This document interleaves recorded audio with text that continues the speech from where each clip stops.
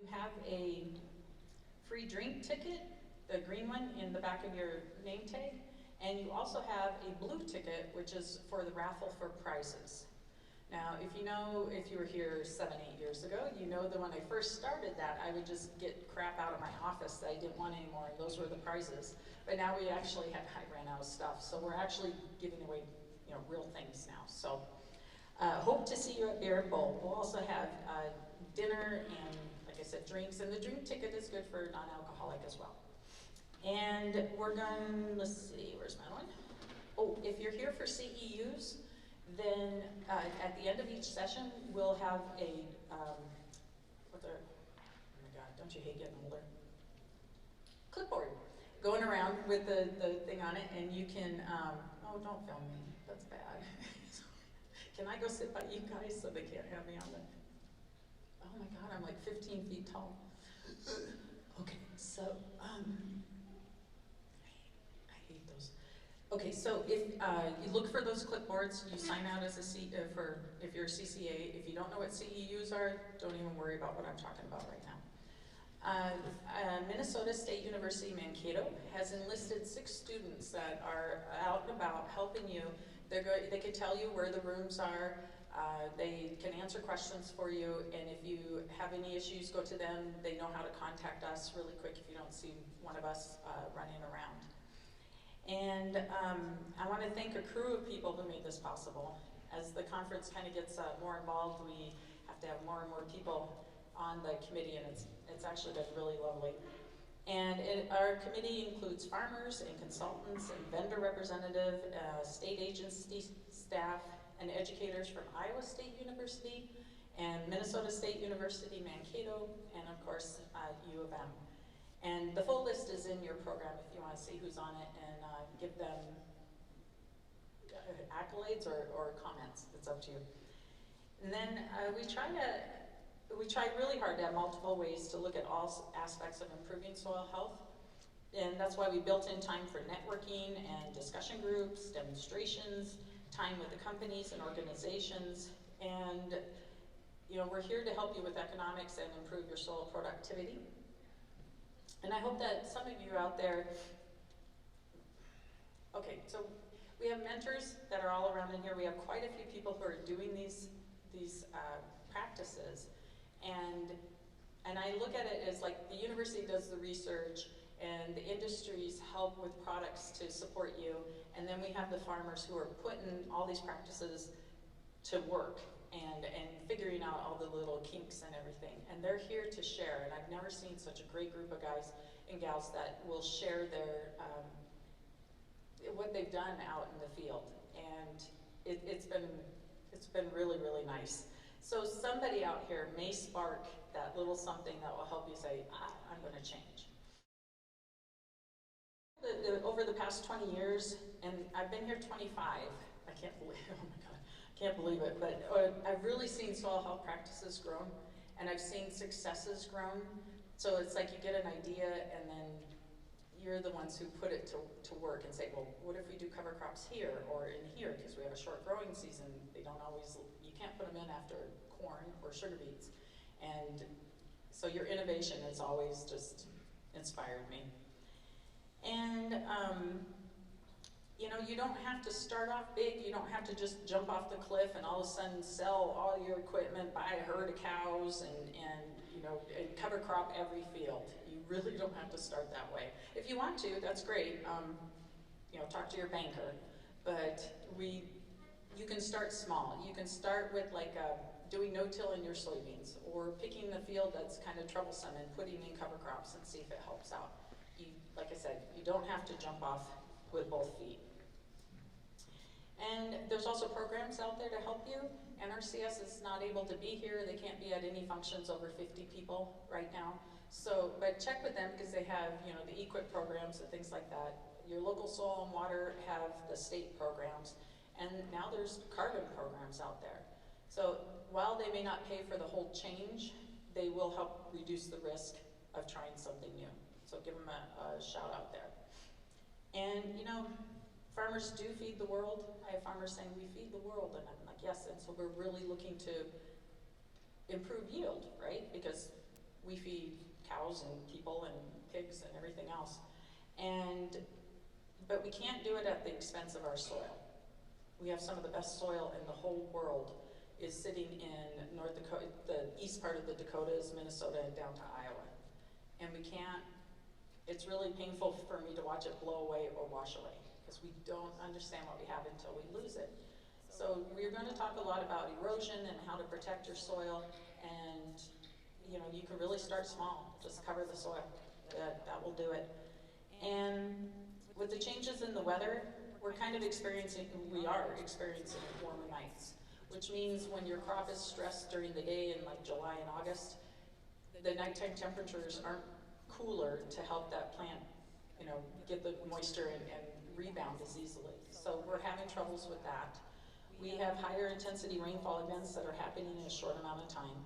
So that means that we need to capture that rainfall and get it into the soil so that it doesn't pond and drown out plants, and if you're on a slope, run and take our soil with it. And we're also experiencing more prolonged droughty periods. And so that means that when you do get that tenth of rain, you're like, we need to capture it. We need to get it into the soil. And we can do that with soil health practices. It helps build resiliency, I love that word, in your fields. And the other thing that it does that they're finding more and more now, let's say across your field you have really high yields and really low yields, and things are very, very variable. Improving your soil's health can actually take out those lows so that the low yields, and you get more of a consistency across your field. And we've been seeing more and more of that, and that we couldn't capture with research, but the farmers are capturing that in their fields. So to manage all these things is not as difficult as it may sound, and one basic principle to start with is keep the soil covered with living crops or even crop residue. Just cover that soil, and you don't need to be 100%. I think that's the other thing is people are like, 100% scares me. If you get around 50%, that protects the soil so much more than you can even imagine on that. And as you get used to reducing your tillage and adding cover crops, you can dive into other practices. And there's plenty of people who are successful that you can talk to and learn about that. And that's the other reason for Beer and Bowl, is to really get to know those guys.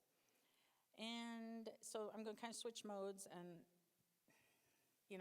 the other reason why we change is because of something emotional. It doesn't, we can show science, and like they can tell me I shouldn't eat too much and I shouldn't drink too much, and it's like, yeah, I know, but whatever, So, what science says, but it doesn't always make us change. What makes us change is it clicks with something inside of us that we're like, okay, I get it now. That affects me personally. And so think about like when you were raised on the farm when you were little, and what were your favorite memories when you were little? Like, was it fishing with Grandpa at the favorite water hole? Was it going swimming with friends in the lake or the pond or even the nearest river? I mean, was it, being at the end of the field at the end of the pickup at the tailgate with the family all eating dinner at harvest? Mom would bring out all the food and everything. What were your favorite things? Was it also maybe going hunting with your buddies? And there's so many fun things that we had at the farm. All of those things are connected to soil health in one way or another. So your favorite fishing, if that pond filled up with sediment, it makes the pond warmer. Certain fish don't like that. It also creates algal blooms, which you don't want to swim in either. And the hunting areas, those help slow down wind and capture snowfall and help our soils from blowing away. So there's all these things, they're connected to soil health, whether we kind of know it or not. And I can go on and on about how soil health helps. Also, by keeping that soil in the field, those nutrients and organic matter that's not leaving, feed the plants and help you with bumper crops.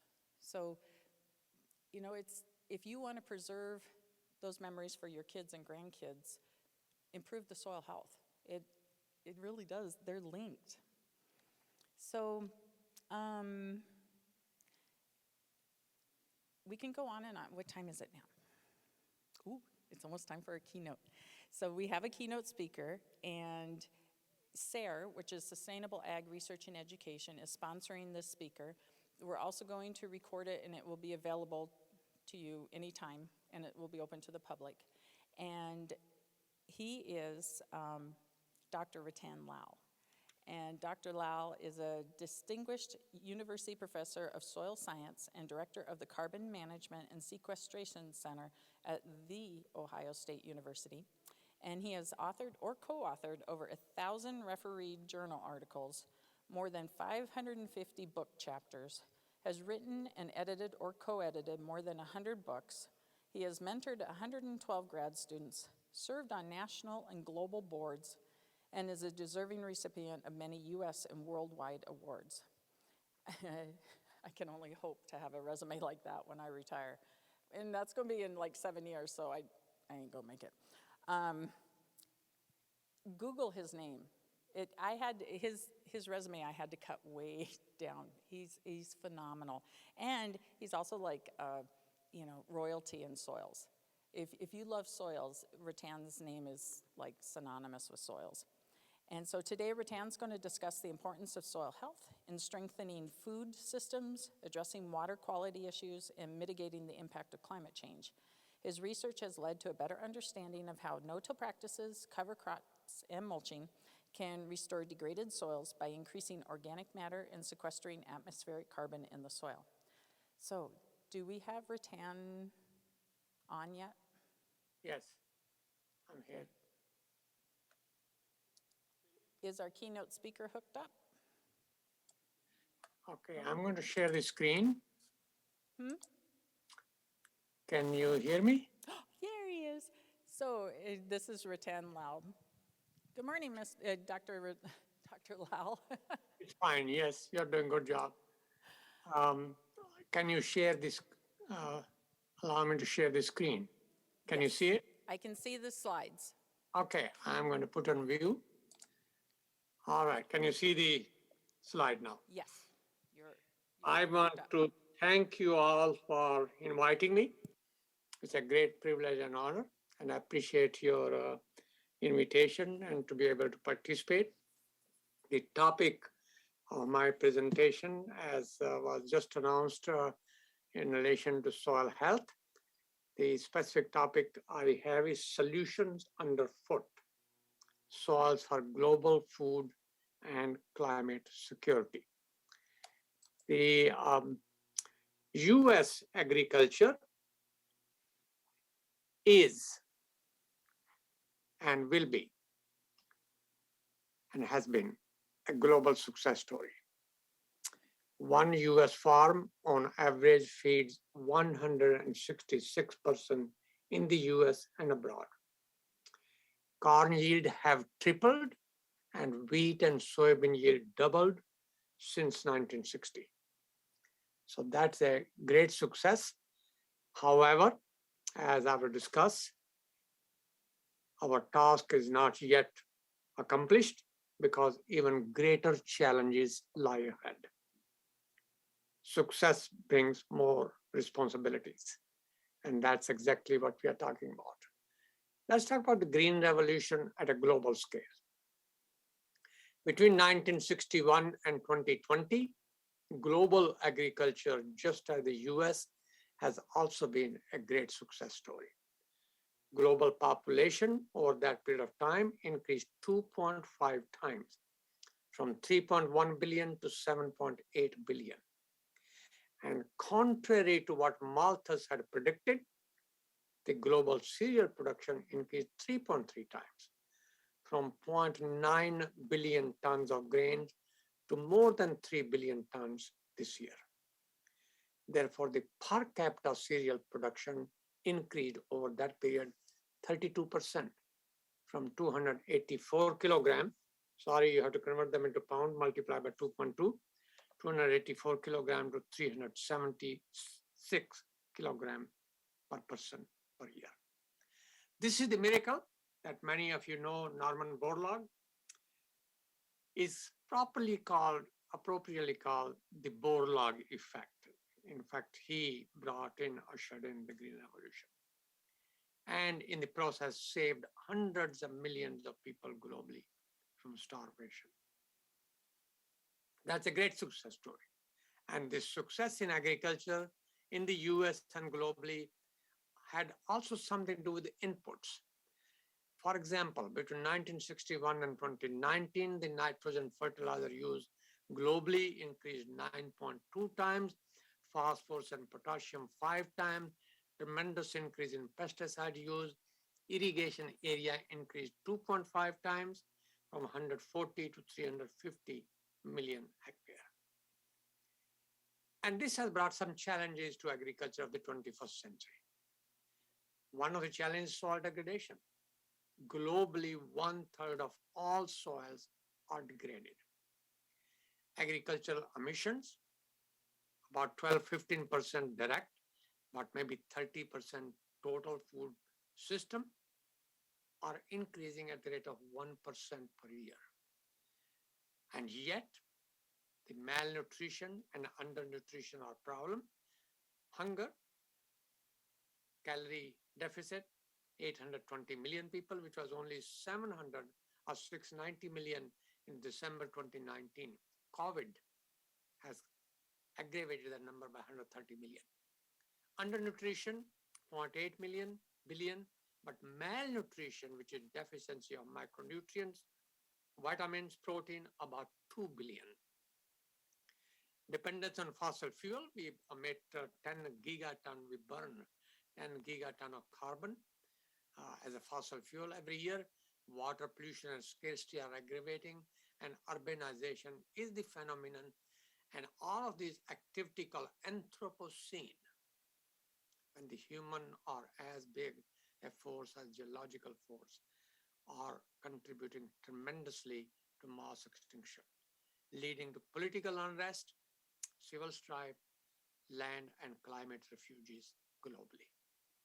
Soil degradation globally, 1/3, comprising forested area 47%, cropland 18%, 2 billion hectare degraded tremendously. Some estimates are that this 2 billion hectare are every year increasing by another 5 to 10 million hectare. The Hubert curve, so-called the peak resource use, like peak water use, peak oil use, peak mineral use. There is also peak soil use, globally speaking. The optimum land area for soil per person should be about 1/4 of a hectare. That's little more than a half an acre. But many countries at the moment have per capita arable land area of 500th of a hectare, and that in many countries have promoted, created, aggravated the so-called land grab and civil unrest. The soil refugees and the climate refugees is a major thing. So yes, there is a peak soil. Yes, there are endangered soil. Yes, there are extinct soils. Soils have gone extinct. Because of degradation, they have lost their defining characteristics. Topsoil horizon, for example, gone. Carbon sink in the atmosphere because of the land use change, land conversion has increased. Before the pre-industrial era, so the agriculture began about 10,000 years ago. From 10,000 years ago to about 1750, the total amount of carbon in the atmosphere, total stock of carbon in the atmosphere was 360 gigaton, billion tons. Petagram also, same thing. Pre-industrial revolution time, 560 gigatons. So it went up because of land use conversion from 10,000 years till 1750. There was no fossil fuel combustion at that time. So this 200 gigaton came primarily from land use conversion. Since 1750 to present, the atmospheric stock of carbon in the atmosphere is 880 gigatons. So this 320 has come both from fossil fuel combustion and land use plus agricultural activities. So that's one part. Let's look at total conversion of agriculture from prehistoric time through 2019. The land use, deforestation, conversion of wooded area, conversion of savanna, grasses to agriculture contributed about 575 gigaton of carbon emission into the atmosphere. Since 1750 to now, the fossil fuel combustion are estimated 445 gigaton. So you notice total land use is much greater still than the fossil fuel combustion. So when you combine the two together, since 1750 to 2019, fossil fuel plus land use conversion have contributed 700 gigaton. The ratio is about 64-36, 64% by fossil fuel, 36% by land use. The climate change has already warmed up 1.1 degrees centigrade, that's 2 degrees Fahrenheit, and it's going up every decade by 0.2 of a degree Celsius. And these emissions from land use, especially this one's 575 gigaton, have strong adverse effect on many ecosystem services, such as production of food, feed, fiber, fuel, water, biota, and shelter. One difference between land use and emission from fossil fuel, hopefully with better agriculture, with better farming, we can put some of the carbon that came from land use conversion back into the land, soil and vegetation. And that's the focus of my talk today. Out of all that, soil's estimate loss from soil alone, not the vegetation, is considered about 130 to 135 gigaton. It's very difficult to obtain an accurate estimate. That a lot of progress is being made. In this meantime process, urbanization is a phenomenon. The globally speaking, urban-rural population, the urban population gone up. Somewhere around 2006 was about 50%, and the urbanization is very rapidly happening in developing countries of Asia and Africa. US urbanization, of course, was much earlier than the global part. This is the scale of the US urbanization. We reached the transition time sometime in 1918, and US also has many mega cities, which I'll come back to in a moment, what a mega city's requirement is. But the Morrill Act was passed sometime around 1860s, 70s, when the land-grant universities came into existence. And the question is, the urban area, which now make up only 3% of the entire land area in the US, are home to more than 80% of the US population. Conversely, 97% of the country's land mass is rural, but only 19% of the population lives there. So the land grant mission perhaps has to be relooked and see what that might mean. If you consider the global food systems, the UN Food Systems Summit that ended in September 23 on 23rd this year, 2-3 months ago, the UN food systems have globally failed. They have failed to end hunger and malnutrition. As I already said, 0.8 billion people are undernourished, 2 billion people are malnourished. Therefore, that is the least that we can say, that in spite of the dramatic increase in price of the Green Revolution, the great success story in the US and globally, hunger and malnutrition have perpetuated. And these food systems have not provided adequate, nutritious, and healthy diet and safe food to millions of people around the world. They have degraded soils, polluted water, aggravated global warming, dwindled biodiversity, and denuded landscape. This is a global perception. I'm talking globally. In the US, situation is a lot better. Thank you for our excellent farming and farming community. 30% of all greenhouse gases, all come from food systems. Agriculture contributes 10 to 12%, remaining 18%, the food processing, transport, cooking, consumption, distribution, all those things. COVID-19 has created a major impact by disrupting the food production, both production and supply chains. It has adversely affected commodity markets and trading system.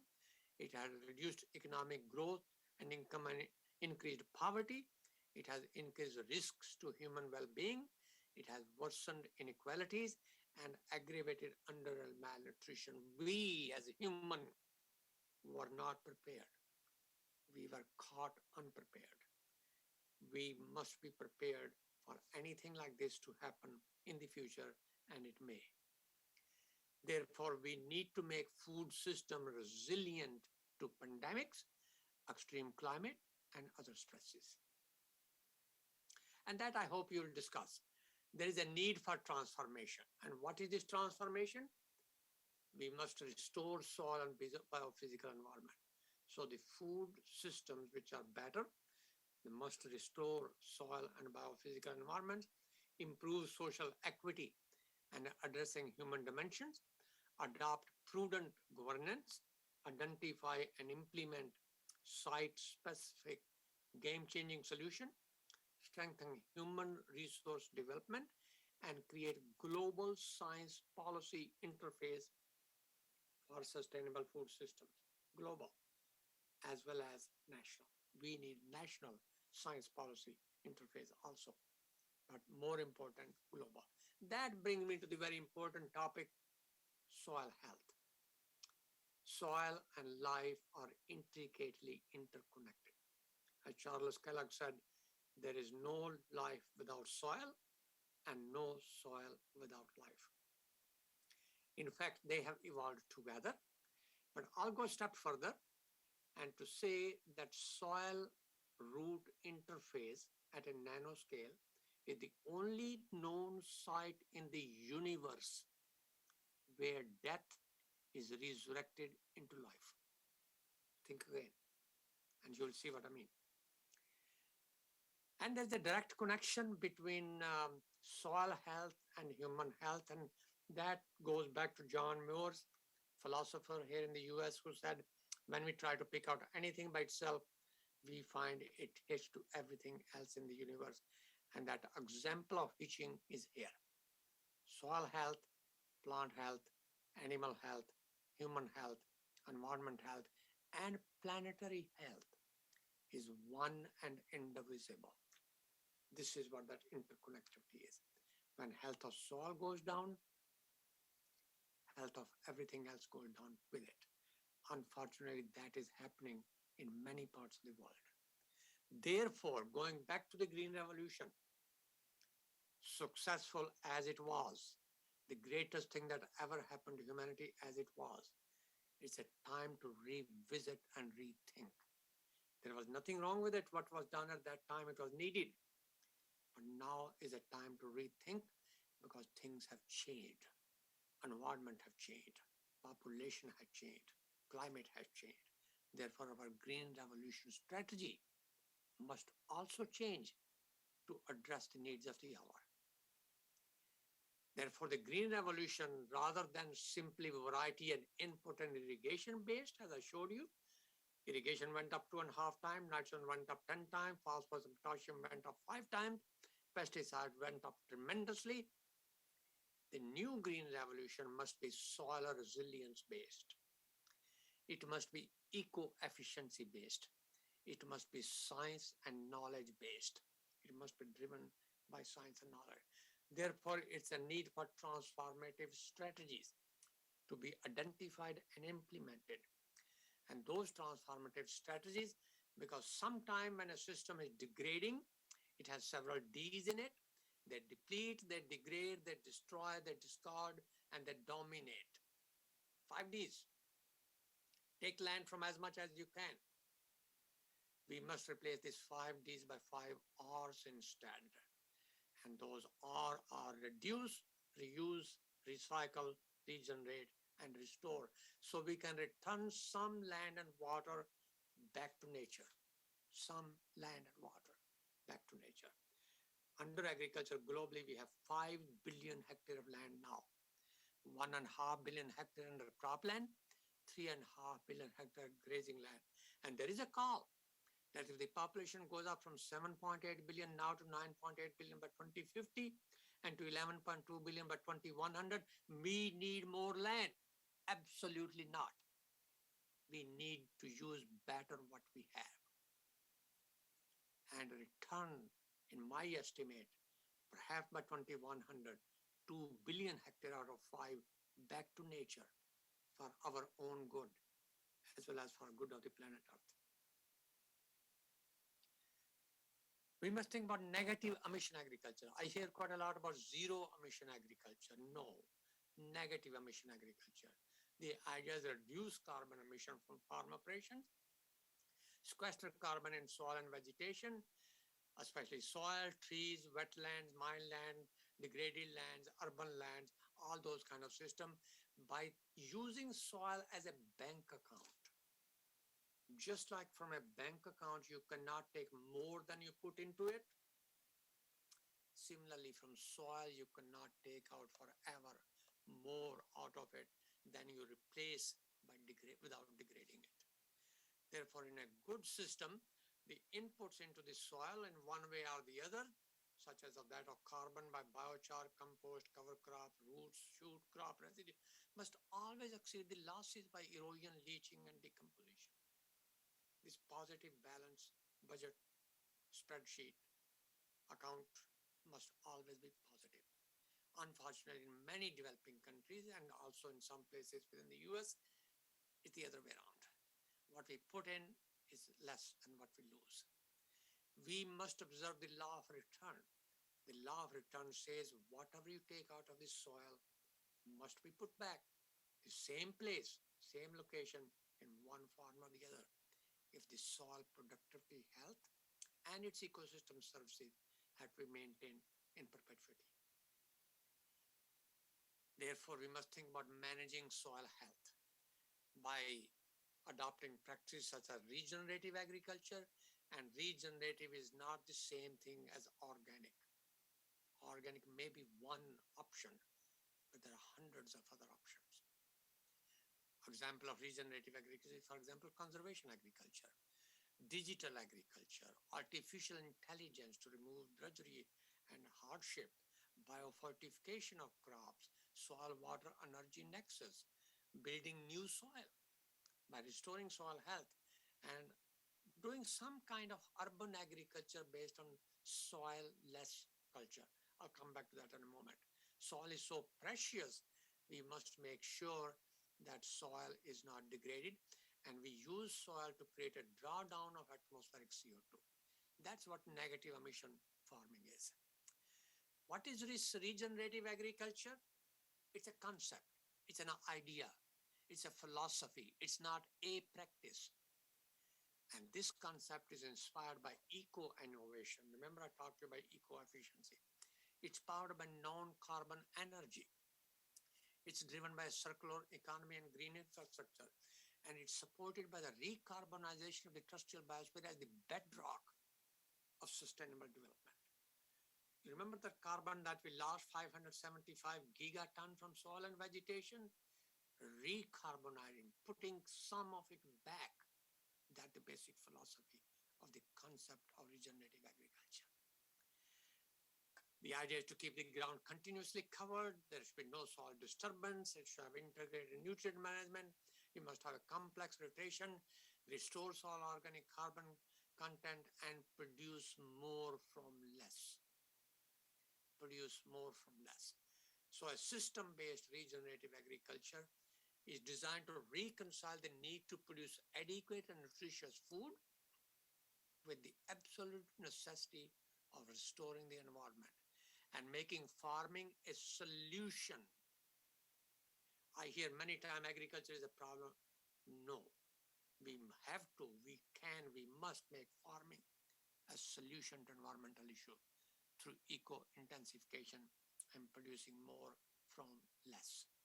We must mitigate climate change, reduce emission, increase carbon capture, regenerate and protect critical ecosystem services, reduce food waste and energy use, and without undermining health or nutritious value of the diet that we produce.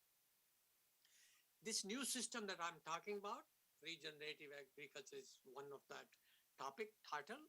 Many things come in. The practices that come under that category must be agronomically productive, environmentally safe, climatologically resilient, energetically carbon neutral or carbon negative, economically feasible, personally acceptable, educationally inspiring, morally ethical, and futuristically regenerable. And globally, they must promote peace and tranquility so that the land can support the people that live on. They do not knock at the door of somebody's border, and they not jump into the Mediterranean without caring what happens there. That's the desperateness.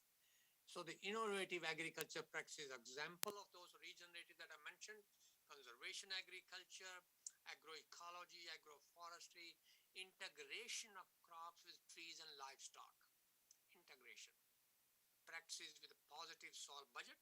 Remember that balance, the bank account sheet? CNPK, I'll come back to it in a minute. We always talk about NPK. Think about CNPK. If C came before NPK, the need for NPK over time may decrease because of improving the efficiency, balanced use of plant nutrition, drip fertigation, digital agriculture, artificial intelligence, and many things. This picture is from my own experiments that I was doing in Africa in 1970, 1970, 51 years ago. Unfortunately, it was never translated into action.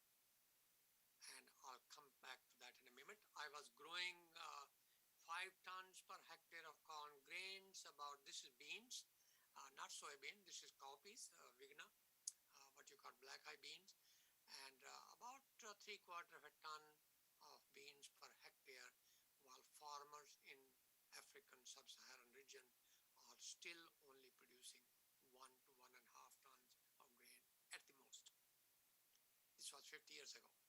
So the carbon-based fertilization, CNPK, that I talked about, cover crop, no-till farming, keeping the ground always covered, recycling the nutrient, improving soil health through carbon.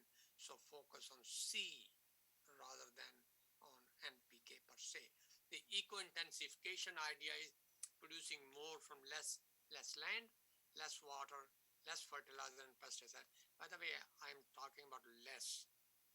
I'm not saying no, because judicious use of chemical is probably essential. The problem of feeding 7.8 billion people now and 2 billion more coming to dinner in 30 years from today is a humongous task. Everything is on the table, but we must be more efficient, produce more from less, seek soil less solution wherever possible.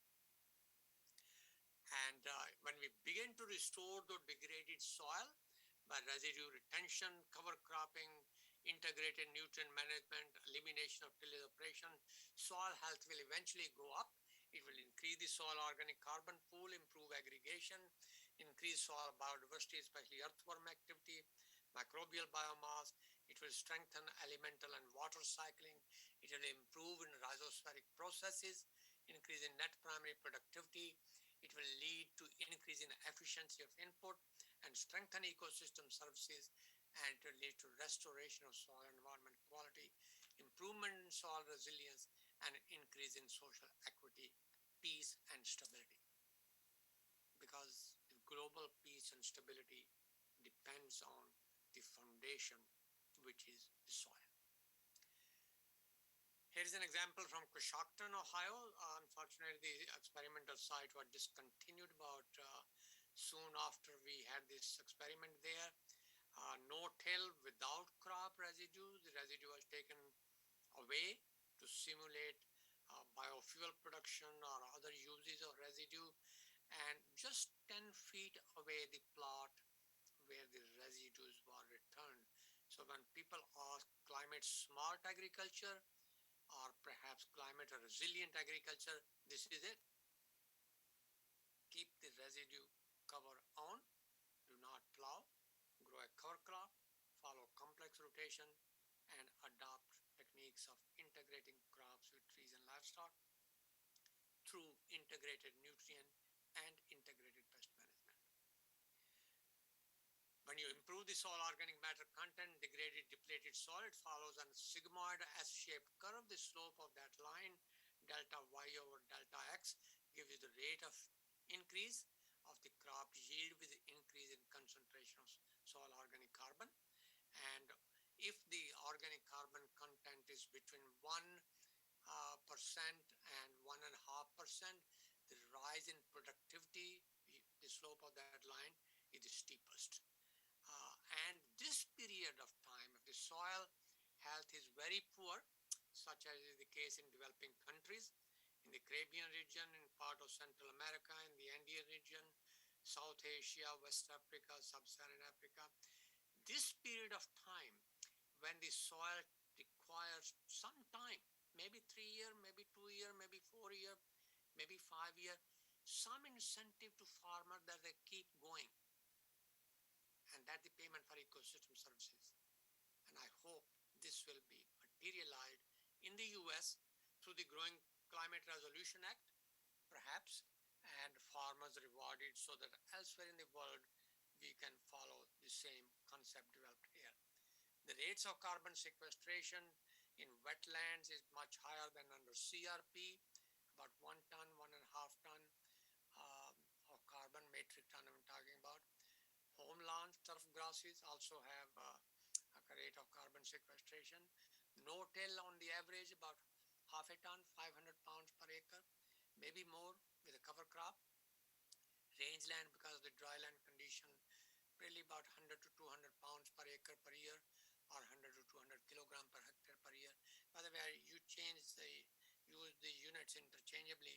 Kilogram per hectare the same approximately as pound per acre. So that's approximate.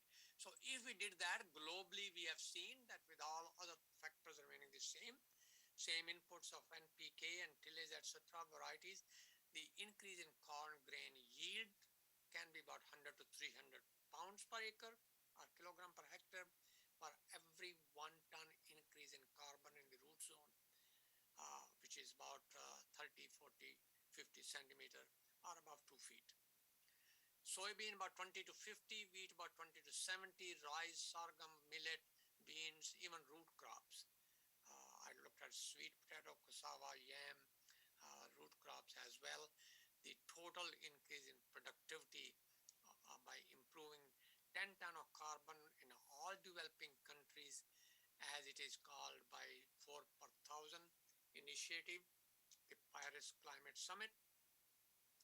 The global impact not only on the total production, but also on the nutritional quality. When the soil health improves, the nutritional quality of the food also improves. And therefore the people who consume that food, their health also improves. Remember that one health concept, health of soil, plants, animal, people, and environment, is one and indivisible. Also, soilless solution. We have many mega cities. Right now, probably somewhere between 30 to 35 cities globally have population more than 10 million. A population of 10 million in a mega city such as New York or Mexico or Rio, New Delhi or Tokyo or all those places, Lagos, Nigeria, it requires 6,000 tons of food per day. And some people project that the population of Lagos by 2100 might be 85 million. That means about 50 to 60,000 tons of food coming into the city, causing major liability if the nutrients are not being disposed of, recycled properly. Therefore, having a policy and strategy of producing some food within the city limits by recycling those nutrients through soil-less solution, such as aquaculture, aquaponics, hydroponic, aeroponic, aerofarm, etc., maybe a very good way to go. I think agriculture, as successful as it has been, probably by 2100, the current form of agriculture where 90-95% of the food is grown on soil may not be the case. It may be replaced more and more, not completely of course, by aquaculture, aquaponics, hydroponics, aeroponics, aerofarm. It has to happen for many reasons. And one of the reasons is the uses of soil go beyond those for agricultural production.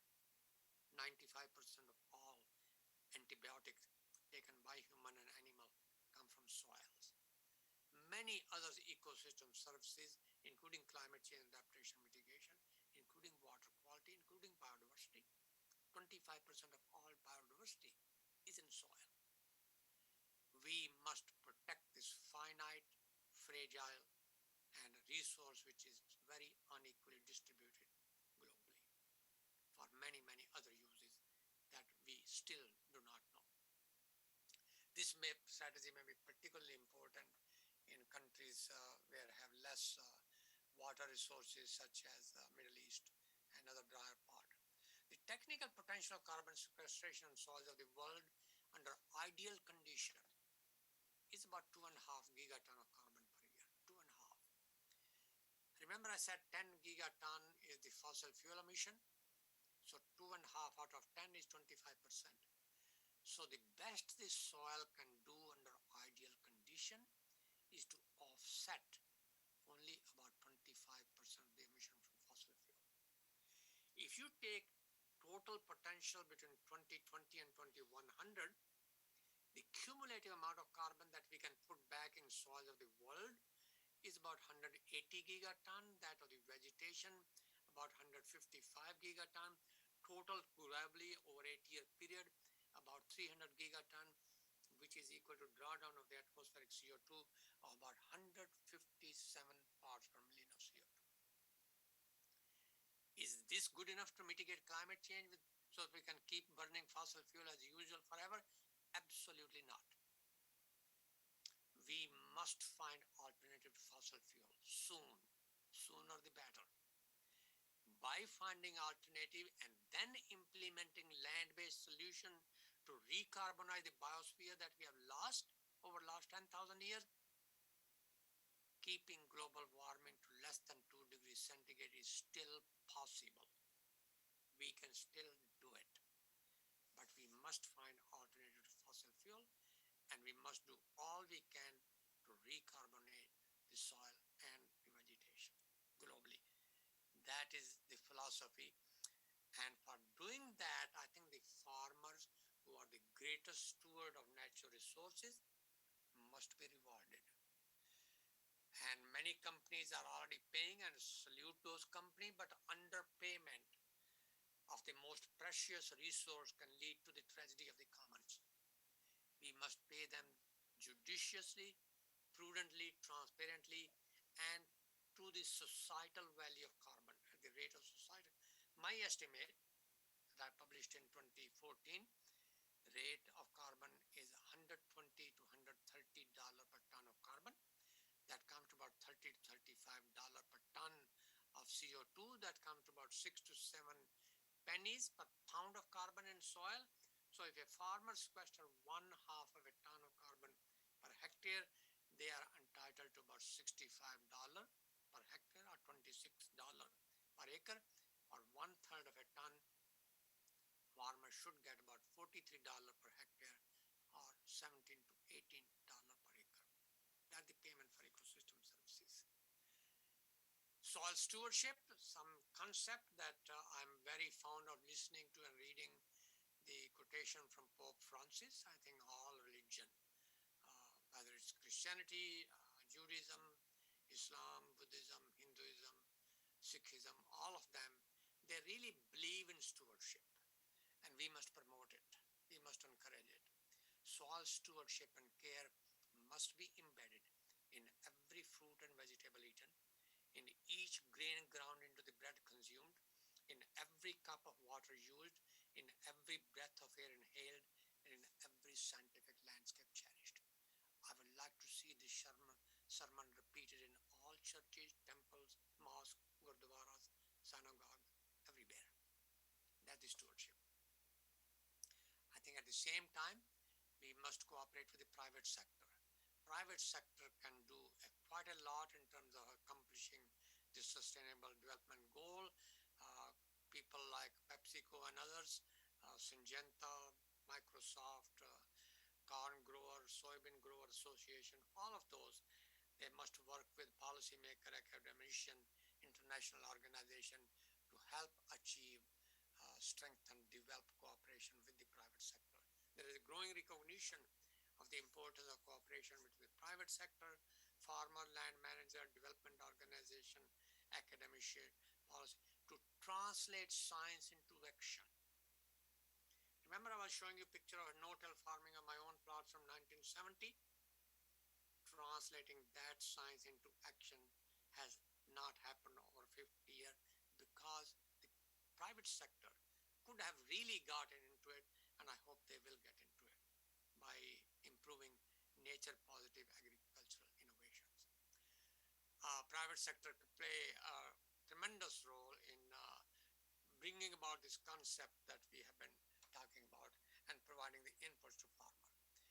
Many technological innovation that will happen between now and 2050 in agriculture, space farming, soil processes under hypergravity, robotics and soilless agriculture, precision agriculture, the nexus, interconnectivity, the One Health concept, the nutrition sensitive farming. We pay farmer on the basis of bushel or total produce.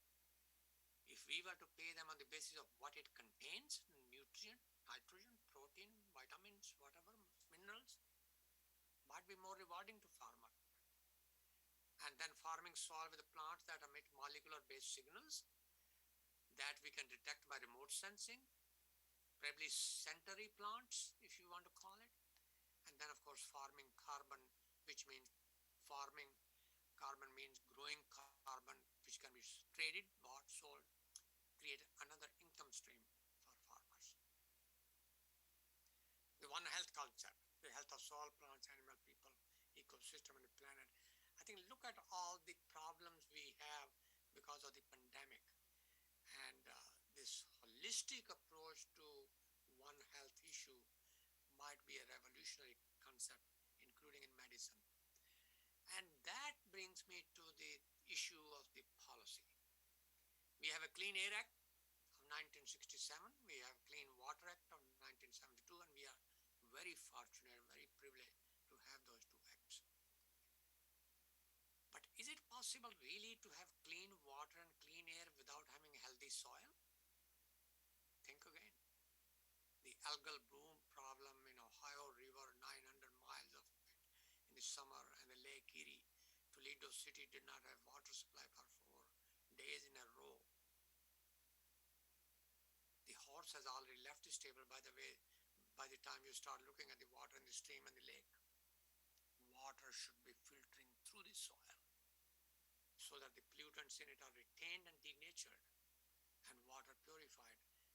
That requires Soil Health Act. I know some farmer might think, does it mean regulation? Does it mean we cannot do with our soil even though it is our own property owned by us for generation?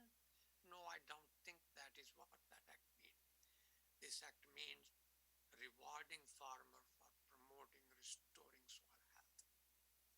For that we need policy which are pro-nature, pro-farmer, and pro-agriculture, and that is what the Healthy Soil Act will do.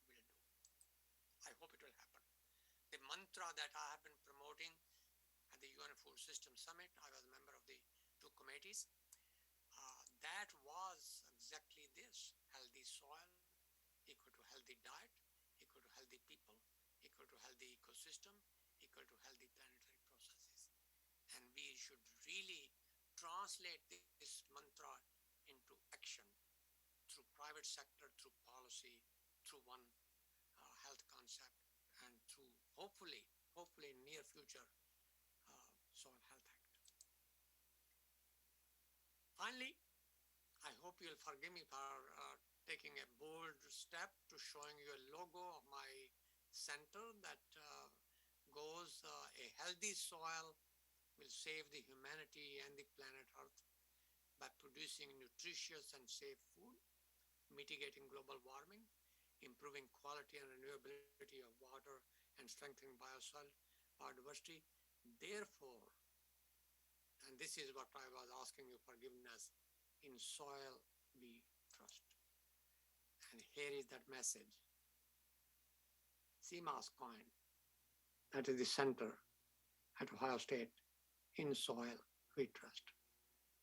Thank you for the opportunity to talk to you. I'll be glad to answer questions that you may have.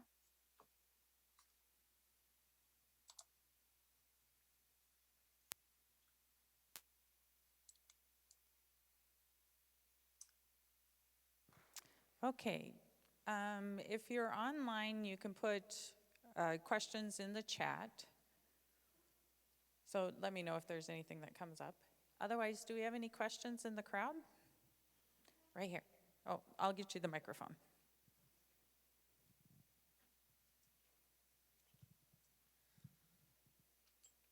Okay, can you hear me, Dr. Lal? Yes, I can hear you. Yes. My name is Jason. Thank you for your presentation and all of your work in soil health. I think it's extremely valuable and important message.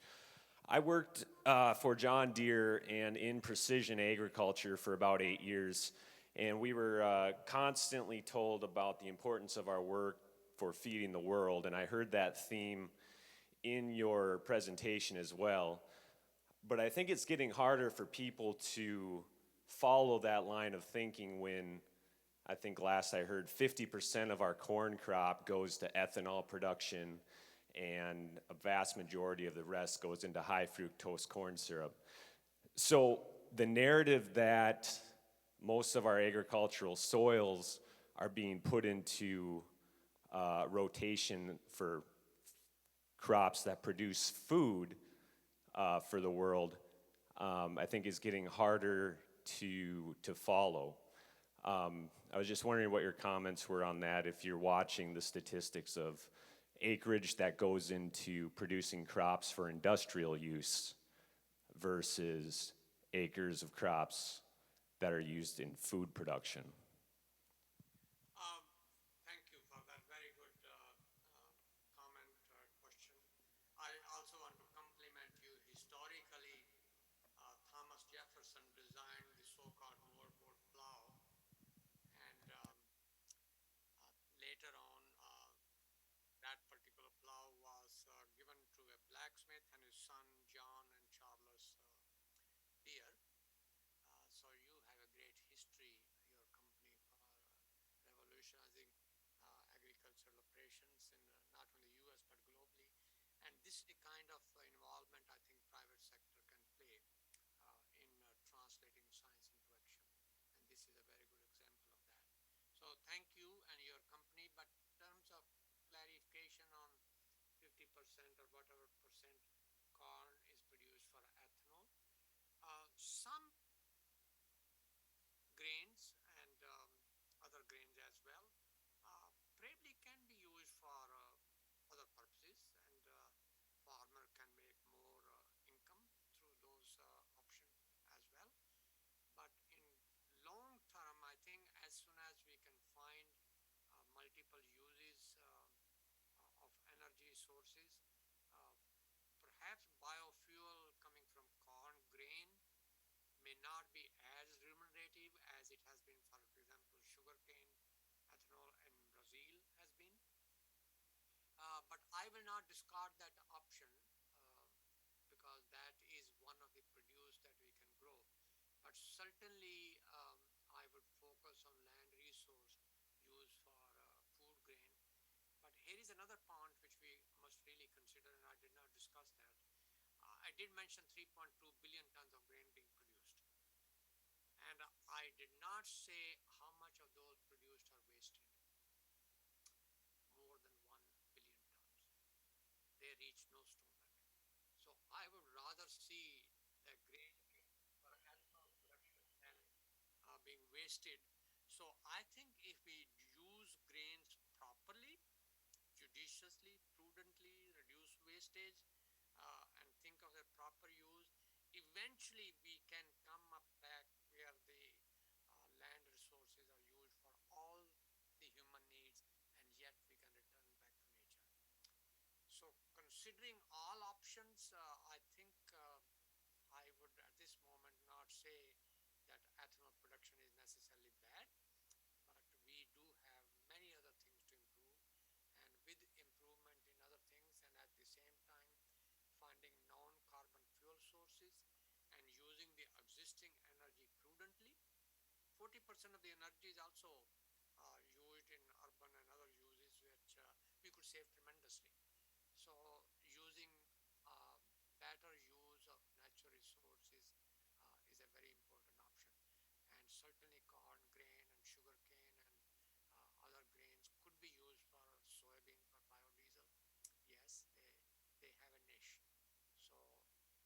question is how to use it prudently and nicely. Okay, thank you. Anybody else have a question? Or comment? Okay.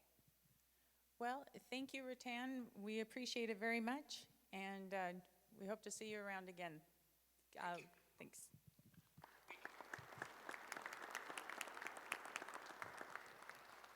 Okay.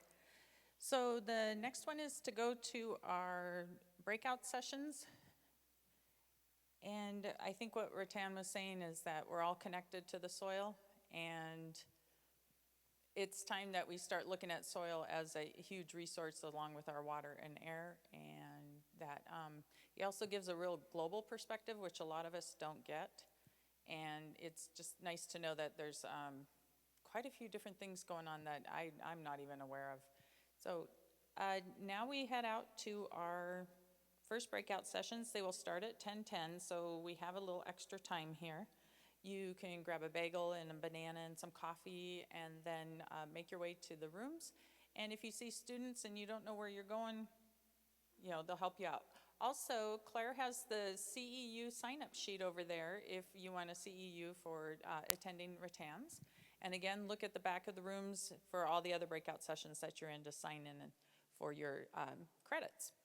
Okay, thank you very much.